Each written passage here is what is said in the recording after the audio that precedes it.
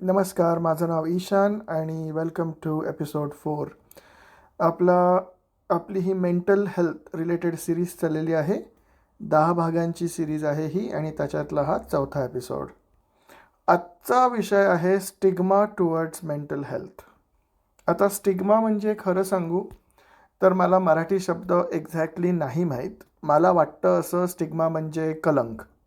इंग्लिशमध्ये तरी स्टिग्मा म्हणजे it is a mark of disgrace that is associated with a particular circumstance, किंवा अगदी थोडक्यात म्हणायचं तर it is a mark of shame किंवा mark of discredit. That is stigma. तर मला एक्झॅक्टली मराठीमध्ये ते एक्सप्रेस नाही करता येते, त्याच्यामुळे मी स्टिग्माच म्हणणार आहे. पण माझ्या मते स्टिग्मा म्हणजे कदाचित कलंक, आपण एक मराठी शब्द वापरतो तो असू शकतो. म्हणजे कोणी म्हणतं ना, खोटं बोलताना पकडलं गेलो, म्हणजे खोटं बोलताना पकडलं गेलो ह्या गोष्टीचा स्टिग्मा हा मला आयुष्यभर आता सहन करावा लागेल. किंवा कोणाच्या बाबतीत कोर्ट कचेरी झाली आणि त्यांना जेल झाली तर ते कदाचित म्हणतील ना की जेलला जावं लागलं, ह्या गोष्टीचा आता आयुष्यभर मला स्टिग्मा सहन करावा लागेल. That is stigma. तर बेसिकली सोसायटीमध्ये भरपूर टाईपचे स्टिग्मा असतात आणि त्या स्टिग्माजमुळे एक मेंटल हेल्थवरती इल इफेक्ट होऊ शकतो.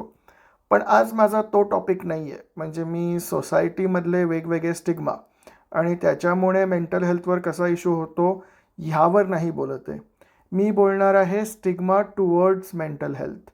म्हणजे मेंटल हेल्थ इश्यूज असणं किंवा पुअर मेंटल हेल्थ असणं ह्या गोष्टीकडे कशी सोसायटी एक स्टिग्मा लावते किंवा स्टिग्माच्या अँगलनी बघते. म्हणजे उदाहरणं जी मी आधीची वापरली ना, की जर का कोणी म्हणजे चुकून त्यांच्याबद्दलचे काय म्हणजे कोर्ट कचेरी झाली, त्यांना जेलला जावं लागलं, तर ती व्यक्ती एक सोसायटी त्यांच्याकडे कुठल्या अँगलनी बघेल की एक जेलला गेलेली व्यक्ती हा एक स्टिग्मा लागतो त्यांच्यावर. तसंच मेंटल हेल्थ कंडिशन असणं किंवा मेंटल हेल्थ पुअर असणं तुमची, किंवा डेट्रिमेंटल मेंटल हेल्थ असणं किंवा मेंटल हेल्थ इश्यूज असलेली व्यक्ती म्हणून तुमच्याकडे एक जो स्टिग्मा लागतो किंवा सोसायटी एक स्टिग्माच्या अँगलनी बघते, ते वेगवेगळे स्टिग्मा कुठले ह्याच्यावर मला पटकन आज तुमच्याशी बोलायचं आहे. आणि हे कारण हे बोलण्यामागचं हे आहे की एक परत आपल्याला कॅटेगरिकली कळणं की वेगवेगळे एरियाजमध्ये कसं मेंटल हेल्थकडे एक स्टिग्मा लावला जातो आणि त्याच्यामुळे अजून प्रॉब्लेम कसे वर्स होतात. आता स्टिग्मा लागतो basically because of lack of understanding, की लोकांना कळत नाही कधी कधी की मेंटल हेल्थ कंडिशन म्हणजे काय, मेंटल हेल्थ इश्यूज का होतात. म्हणजे of course he series is one of the reason की त्याच्यामुळे अवेअरनेस क्रिएट होईल, किंवा असेल तरी त्याच्यात अजून उत्सुकता वाढून लोक रिसर्च करतील आणि माहिती जमा करतील. पण ते जेव्हा नसतं तेव्हा त्या गोष्टीकडे एक स्टिग्मा लागू शकतो आणि त्याच्यामुळे डिस्क्रिमिनेशनही होऊ शकतं, एक प्रेज्युड्यूसही होऊ शकतो. डिस्क्रिमिनेशन म्हणजे ठरवून त्या व्यक्तींना वेगळं वागवणं, किंवा प्रेज्युड्यूस म्हणजे आधीच मेंटल हेल्थ इश्यूज असलेल्या व्यक्तींकडे नेगेटिव्ह लाईटमध्ये बघणं, हे केलं जाऊ शकतं. तर मी थोडी कॅटेगरीज केलेल्या आहेत ह्याच्यामध्ये. त्या कॅटेगरीज आता मी तुमच्याशी डिस्कस करणार आहे. पहिली सगळ्यात ब्रॉड कॅटेगरी आहे, सगळ्यात ब्रॉड, ती म्हणजे एक basic public stigma. Public stigma म्हणजे थोडक्यात जे मी आधी एक स्टिग्माच म्हणायला हरकत नाही, म्हणजे एक जनरल सोसायटी, आपण ज्या कम्युनिटीमध्ये राहतो ती कम्युनिटी, म्हणजे ती बिल्डिंग असेल, ते आपला एक ग्रुप असेल, व्हॉट्सॲप ग्रुपही असू शकतो, एक काही काही लोकांचा रिलिजियस ग्रुपही असू शकतो, स्कूलचा ग्रुप असू शकतो, कॉलेजमधले पूर्वीचे फ्रेंड्स एकत्र आलेला ग्रुप असू शकतो, एक प्रोफेशनल जे काय असेल, एक सोसायटी कम्युनिटी जी असते आपली, त्याच्यामध्ये जेव्हा एखाद्या व्यक्तीला मेंटल हेल्थ त्यांची पुअर मेंटल हेल्थ असेल किंवा जरा इश्यूज असतील मेंटल हेल्थचे, तर त्यांच्याकडे जो स्टिग्मा लागतो एक सोसायटीकडनं, त्याला पब्लिक स्टिग्मा म्हणतात. एक it's a very generic term. पण त्याच्यामध्ये मग आता वेगवेगळ्या कॅटेगरीजसुद्धा येतील पुढे जाऊन, आणि त्याच्याशी म्हणजे त्याच्या बाहेरच्याही काही काही कॅटेगरीज आहेत. त्याच्याखाली 2-3 आले. एक आला कल्चरल स्टिग्मा, एक आला रिलिजियस स्टिग्मा, एक आला जेंडर स्टिग्मा.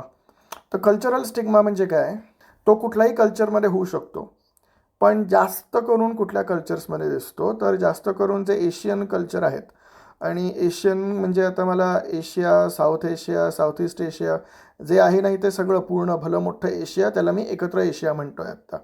तर जे एशियन कल्चर आहेत जनरली, त्याच्यामध्ये त्या कल्चर्समध्ये अनेकदा असं दिसतं की एक प्रोफेशनल हेल्प घेणं, तुम्हाला मेंटल हेल्थ तुमची डेट्रिमेंटल असेल किंवा मेंटल हेल्थ इलनेस असेल, तर त्या गोष्टीबद्दल बोलणं, ती गोष्ट आहे हे सांगणं किंवा जाऊन डॉक्टरांची मदत घेणं, या गोष्टी नेगेटिव्ह लाईटमध्ये बघितल्या जातात. कारण जी व्यक्ती म्हणते की त्यांना मेंटल इलनेस आहे किंवा मेंटल हेल्थ रिलेटेड डॉक्टरांना भेटण्याची गरज आहे, इमिजिएटली कल्चरली त्यांच्यावरती स्टिग्मा लागतो की ह्यांची फॅमिली स्ट्रॉंग नाही आहे, ह्यांना फॅमिलीकडनं सपोर्ट नाही आहे किंवा त्यांच्या फॅमिलीला अचानक म्हणजे एक पब्लिक शेमिंग केलं जातं. म्हणतात ना की हमारे परिवार के इज्जत का सवाल है, त्याच्याकडे गोष्टी जायला लागतात. तर ते त्याला एक कल्चरल स्टिग्मा आपण म्हणतो.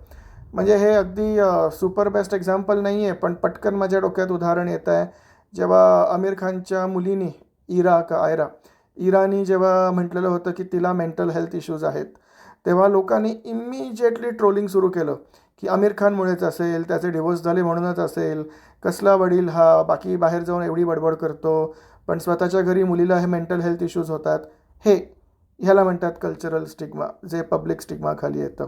आणि त्याच्यामुळे अनेकदा लोक काय होतं, ते बोलायला घाबरतात किंवा बोलले तर झालं, एवढं ट्रोलिंग होतं आणि एवढा समाज म्हणजे मदत करायच्याऐवजी त्यांना अजून बॅशिंगच मिळतं. That is a cultural stigma towards mental health, पण दॅट इज कल्चरल, त्या कॅटेगरीखाली आलं. तसंच रिलिजियस स्टिग्मा पण आला. म्हणजे रिलिजियस स्टिग्मा हा रिलिजनकडे असलेला स्टिग्मा नव्हे, तर within religious institutions, within different religions mental हेल्थला स्टिग्मटाईज कसं केलं जातं ह्याबद्दल म्हणणं आहे. म्हणजे जर का कुठली व्यक्ती प्रचंड रिलिजियस असेल, ओपनली प्रॅक्टिसिंग असेल त्या फेथसाठी, म्हणजे it could be practising Hindu, practising Muslim, practising Christian, Buddhist, Judaist, Baha'i, there are so many religion, Sikh असतील ते, तर जे काय ते प्रॅक्टिस करतायत रिलिजनला, तर विदिन दॅट जर का त्यांना मेंटल हेल्थ इलनेस झाला, त्यांना मेंटल हेल्थ इश्यूज येत असतील, तर विदिन दॅट रिलिजियस कम्युनिटी त्यांना लगेच वीक म्हटलं जातं.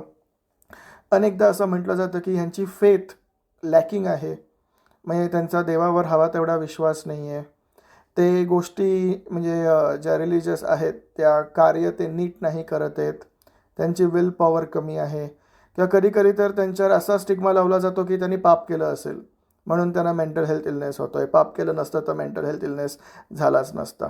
तर अनेकदा रिलिजन्समध्ये सुद्धा व्यक्तींना जेव्हा मेंटल हेल्थ प्रॉब्लेम्स येतात तेव्हा हा इमिजिएट त्यांच्यावर कधीकधी स्टिग्मा लावला जातो. जेव्हा लावला जातो तेव्हा त्याला रिलिजियस स्टिग्मा म्हणतात. तसंच जेंडर स्टिग्मासुद्धा आहे. म्हणजे पुरुषांनी ह्याबद्दल न म्हणणं हे एक असतं खूपदा लोकांच्या डोक्यात की पुरुष म्हणजे लगेच, म्हणजे कुठल्या पुरुषांनी म्हटलं की मेंटल हेल्थ इलनेस आहे तर लगेच त्याच्या मॅनहूडवरती ठरवून टॉन्ट्स केले जातात. लगेच त्याच्या जेंडरबद्दल बोललं जातं की हा कसला स्ट्रॉंग, हा कसला स्वतःच्या परिवाराला सांभाळणार, स्वतःला त्याला इश्यूज आहेत. त्याच्यामुळे एक पुरुषांकडे सगळ्यांकडेच एक, आता रिलिजियस म्हटलं त्याच्यात जेंडर नाही बघितलं जात, मी कल्चरल स्टिग्मा म्हटलं त्याच्यात नाही जेंडर एवढा बघितलं जात, पण जेंडर रिलेटेड स्टिग्मा असतो तेव्हा पर्टिक्युलरली पुरुषांना काहीसं टार्गेट केलं जातं की पुरुष म्हणून त्यांना मेंटल हेल्थ इलनेस होऊच कसा शकतो, कसला हा पुरुष, ह्या टाईपचा जो स्टिग्मा लागतो ना, दॅट इज जेंडर स्टिग्मा. आणि जसं मी एक कल्चरल स्टिग्मा म्हटलं तसा एथनिक स्टिग्मा पण असतो, म्हणजे सब कॅटेगरीजमधला, सब कम्युनिटीजमधला. आता कुठली एक कम्युनिटी म्हणत नाही आहे, पण काही काही लोकांना तो एक प्राईड असतो की आपण ह्या कम्युनिटीचे आहोत, म्हणजे आपल्या कम्युनिटीच्या लोकांना मेंटल हेल्थ इश्यू होऊच कसा शकतो. खूपदा म्हटलं जातं, अरे पंजाबी आहे, मेंटल हेल्थ इश्यू थोडी ना होना है तेरे को, म्हणजे हरियाणवी है, हम तो जाट है, हमको थोडी ना हम में मेंटल इलनेस नहीं होता. म्हणजे हे असंच एक कम्युनिटीचं म्हणणं असतं की त्या कम्युनिटीजमध्ये मेंटल इलनेस होऊच नाही शकत, तो सगळ्या वीक लोकांसाठी झाला. That is ethnic stigma. आणि हा मी फक्त 2 उदाहरणं दिली त्याच्यातच नाही आहे, हा वेगवेगळ्या देशांमध्ये वेगवेगळ्या कम्युनिटीजमध्ये जोरदार चालतो. जे अगदी म्हणजे एक्स्ट्रीम फार राईट निओ नाझी लोक आहेत त्यांनाही वाटतं की ते प्युअर अगदी शुद्ध अँग्लो सॅक्सन, म्हणजे त्यांना मेंटल हेल्थ इश्यूज नाहीच होणार, हे बाकीच्या लोकांना होतात. अशा अनेक कम्युनिटीज असतात, आणि ज्या ज्या असतात आणि ज्यांच्यामध्ये हे स्टिग्मटाईज केलं जातं तेव्हा त्या घटनेला एथनिक स्टिग्मा असं म्हणतात. मग आला इन्स्टिट्यूशनल स्टिग्मा. इन्स्टिट्यूशनल स्टिग्मा म्हणजे तुम्ही जर का हायर पोझिशन्सवर असाल तर केवळ तुम्ही त्या हायर पोझिशनला म्हणजे तुम्ही एवढे केपेबल की तुम्हाला मेंटल इलनेस होऊच नाही शकत. आणि जर का तुम्हाला मेंटल इलनेस झाला तर तुम्ही कसले त्या पोझिशनवर केपेबल, हा जो विचार मांडला जातो दॅट इज इन्स्टिट्यूशनल स्टिग्मा. म्हणजे जर का सिनियर लेवल मॅनेजर असेल किंवा you can say board of डिरेक्टर्सवरती तुम्ही एक्झिक्युटिव्ह असाल, व्होटिंग मेंबर असाल, CEO असाल, प्रेसिडेंट असाल कंपनीचे, तर तुमच्याकडे अशा अँगलनी बघायचं की तुम्ही त्या पोझिशनला आहात म्हणजे फ्लॉलेस. आता मी फ्लॉलेस म्हणत नाही आहे, पण स्टिग्मटाईज करणारी लोक फ्लॉलेस हा शब्द वापरतात, कारण त्यांच्यासाठी ज्या क्षणी तुम्हाला मेंटल हेल्थ इश्यूज येतात you are flawed according to them. तर ते झालं इन्स्टिट्यूशनल स्टिग्मा. आणि तसाच प्रोफेशनल स्टिग्मा हाही प्रकार असतो. म्हणजे काही काही प्रोफेशन्सना लोकांना ॲक्सेप्टच करता येत नाही की मेंटल हेल्थ इश्यूज लोकांना त्या प्रोफेशन्समध्ये असतील. एक सगळ्यात स्ट्रॉंग उदाहरण येतं म्हणजे मिलिटरी. जर का तुम्ही आर्मीमध्ये असाल तर तुम्ही एवढे टफ की तुम्हाला मेंटल हेल्थ इश्यूज येऊच नाही शकत, चालतीलच कसे. हे जो विचार असतो तो विचार म्हणजे प्रोफेशनली स्टिग्मटाईज करणं मिलिटरी पर्सनलला, की जर का तुम्हाला मेंटल हेल्थ इलनेस तर you are unfit for the military हे ठरवून टाकणं. हे म्हणजे it's an example of professional stigma. आणि ह्या सगळ्या फॅक्टर्समुळे अनेकदा येतो दॅट इज सेल्फ स्टिग्मा.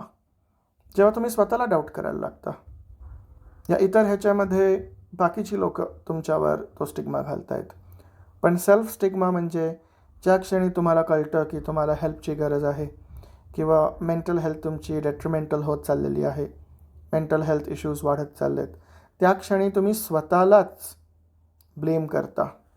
तुम्हाला स्वतःचीच लाज वाटायला लागते की मला असं होऊच कसं शकतं, असं मला झालंच कसं काय, असं व्हायलाच नको होतं, असं झालं म्हणजे something is wrong with me काहीतरी चुकीचं केलं असेल, त्याच्या बदल्यात मला असं होतं आहे. ह्या ज्या भावना वेगवेगळ्या यायला लागतात दॅट इज सेल्फ स्टिग्मा. आणि ह्या सगळ्यामध्ये अनेकदा मीडिया तर भर घालतेच. अनेकदा मूवीजमध्ये काही काही अगदी हाय बजेट मूवीजमध्ये सुद्धा जो मेन व्हिलन असतो असं दाखवायला आवडतं की मेन व्हिलनला काहीतरी मेंटल हेल्थ इश्यूज आहेत म्हणून तो व्हिलन आहे. एक असं दाखवायला आवडतं की अनेकदा व्हायलन्स करणारी व्यक्ती मेंटल हेल्थ इश्यूजवाली आहे. हे बघा, अनेकदा असं प्रूव्ही केलं गेलं आहे की ज्या लोकांनी क्राईम केलेलं आहे, व्हायलन्स केलेलं आहे, त्यांना मेंटल हेल्थ कंडिशन्स होत्या. पण ते नेसेसरी नाही की प्रत्येक व्यक्ती ज्याला मेंटल हेल्थ इश्यूज आहेत ती अग्रेसिव्ह वागेल. तसं असतं तर जगात म्हणजे काही काही देशांमध्ये 1 in every 4 people is suffering from mental health conditions. तसं असतं तर 25% जगच व्हायलंट वागलं असतं, जे नाही वागत आहे. सो कारण म्हणजे ज्या व्यक्ती अनेकदा व्हायलंट ॲक्ट्स करतात त्यांना काही ना काहीतरी अंडरलाईंग इश्यूज असतात. याचा अर्थ हा नाही की प्रत्येक व्यक्ती ज्याला मेंटल हेल्थ इश्यूज आहे ते त्याच मार्गावरती जातील. हे समजून न घेता एका पर्टिक्युलर पद्धतीनेच गोष्टी प्रोजेक्ट करणं आणि एक व्हिलनसारखं एक नेगेटिव्ह लाईटमध्ये प्रचंड मेंटल हेल्थ कंडिशन्स असलेल्या लोकांना मीडिया आणि आपलं एंटरटेनमेंट इंडस्ट्री हे खूप छानपणे करतात. So that is called media stigma. आता या एवढ्या सगळ्या स्टिग्माजबद्दल मी का म्हणतो आहे, कारण जेव्हा हे स्टिग्मा लावले जातात लोक लपायला बघतात. लोक ज्यांना मेंटल हेल्थ कंडिशन्स आहेत, इश्यूज होत आहेत, mental health is not doing good, त्यांना कधी कधी हे रिअलाईज झालं आणि त्यांना कळलं की आपल्याला मदत घ्यायची गरज आहे, तरी ते मग मदत घेत नाहीत. ह्या एवढ्या सगळ्या स्टिग्माजमुळे ते स्वतःशीच ठेवतात किंवा डिनायलमध्ये जातात. हे म्हणायला लागतात की मला हे नाहीच आहे, मला उगाचच वाटतं आहे, मला हे होऊच कसं शकतं. त्याच्यामुळे कळूनसुद्धा मदत हवी आहे, कळूनसुद्धा ती कधी कधी घेत नाहीत. त्याच्यामुळे गोष्टी अजून वर्स होतात आणि कधी कधी डिनायलमध्ये जातात, त्याच्यामुळे तर गोष्टी अजूनच वर्स होतात. त्याच्यामुळे हे स्टिग्माज कुठले आहेत हे मला सांगावंसं वाटलं आज, की ह्या सगळ्या स्टिग्माजमुळे बघा म्हणजे गोष्टी अजून वर्स होत आहेत. ज्यांना मेंटल हेल्थ इश्यूज आहेत ते होपलेस फील करतात, त्यांचा सेल्फ एस्टीम कमी होतो, सायकियाट्रिक सिम्टम्स त्यांचे वाढू शकतात, त्यांचे सोशल रिलेशनशिप्स खराब होऊ शकतात. ट्रीटमेंट न घेतल्यामुळे म्हटलं तसं गोष्टी अजून वर्स व्हायला लागू शकतात. ते स्वतःला आयसोलेट करायला लागू शकतात. तेच काय, त्यांचे जे फॅमिली मेंबर्स आहेत त्यांच्यावरही इफेक्ट व्हायला लागतो या गोष्टीचा. कारण त्यांना दिसतं की समोरच्याची कंडिशन वर्स होत चालली आहे, पण ते का मदत घेत नाही आहेत. जे समजून घेणारे फॅमिली मेंबर्स आहेत त्यांच्यासाठी खूप ही गोष्ट ट्रबलिंग असते. त्या व्यक्तींच्या अगेन्स्ट कधी कधी बुलिंग वाढू शकतं. बाकीच्या लोक त्यांच्यावरती फिजिकल व्हायलन्स किंवा हॅरॅसमेंट सुरू करू शकतात. जे संधी बघून ज्यांना त्रास द्यायचा आहे ते, की हा बोलणार नाही आहे, या स्टिग्मासमुळे व्यक्ती बोलणार नाही आहे, तर करून घ्या अजून त्याला त्रास, बुलिंग करून घ्या, असे असतात. ते बुलिंग वाढू शकतं. तर ह्या गोष्टी सगळ्या स्टिग्माजमुळे प्रॉब्लेमॅटिक होऊ शकतात. आणि खरं सांगू, इवन स्ट्रक्चरली स्पीकिंग, म्हणजे within the law or within the societal structure of healthcare, एक हेल्थकेअर आपण जर का बघितलं तर अनेकदा या हेल्थकेअर कंपनीजसुद्धा अनेकदा तुम्हाला मेंटल हेल्थ इश्यूजसाठी जी तुम्ही ट्रीटमेंट घेता त्याला कव्हरच करत नाहीत. आता ते एक इन्स्टिट्यूशनल इश्यू झाला. कारण तसं जर का तो कव्हर तुम्हाला हेल्थ कव्हर मिळत नसेल, इन्शुरन्स मिळत नसेल, तर अनेकदा या ट्रीटमेंट महाग असल्यामुळे काही काही लोक ती ट्रीटमेंट घ्यायलाच जात नाहीत, की नको खर्च. तर फक्त सोसायटी आणि मी जे सगळे स्टिग्मा म्हटले, फक्त ते they are not the only ones to be blamed. Blame हा काही काही या इन्शुरन्स कंपन्यांना सुद्धा जातो. म्हणजे म्हणतात ना, चांगल्या गोष्टीला आपण कॉम्प्लिमेंट करतो, तसं हे कधी कधी कव्हर न करणं हे या नेगेटिव्ह गोष्टींना कॉम्प्लिमेंट करणं झालं. तुम्हाला माहिती असतील, प्रॉपर पॉलिसी तुम्हाला माहिती असेल, 100% फॉरवर्डेड वगैरे नाही, इन पर्सन तुम्हाला तुमच्या ओळखीचा एजंट असेल इन्शुरन्सचा आणि तुम्हाला 100% खात्री असेल की ती व्यक्ती आणि त्यांचा इन्शुरन्स हे मेंटल हेल्थ ट्रीटमेंट कव्हर करतात, तर वंडरफुल. प्लीज या रेकॉर्डिंगनंतर ते शेअर करा ग्रुपबरोबर. कारण असे इन्शुरन्स कंपनीबद्दल माहिती असणं हे डेफिनेटली चांगलं ठरेल, की जी मेंटल हेल्थ रिलेटेड जे ट्रीटमेंट्स आहेत त्या ट्रीटमेंट्सनाही कव्हर देते. असतीलही, पण मग ते आपण एक दुसऱ्यांशी शेअरसुद्धा करू शकतो नंतर. So that was all about stigmas. हे ऐकल्यानंतर आपण म्हणजे प्रत्येक मला वाटतं रेकॉर्डिंगनंतर एक स्वतः रिफ्लेक्ट करणं गोष्टींवर इज व्हेरी युजफुल. त्याच्यामुळे मी सुद्धा करणार आहे. आय एम शुअर तुम्हीसुद्धा कराल परत एकदा. की आपल्याकडनं आपण ह्या कुठल्या एरियाजमध्ये कुठल्याही व्यक्तीला ज्याला मेंटल हेल्थ इश्यूज असतील त्यांना स्टिग्मा तर लावत नाही होत ना. On that note, thank you very much, and this was my episode number 4. मी तुम्हाला पुन्हा एपिसोड 5मध्ये भेटेन. Until then, take care. Bye bye.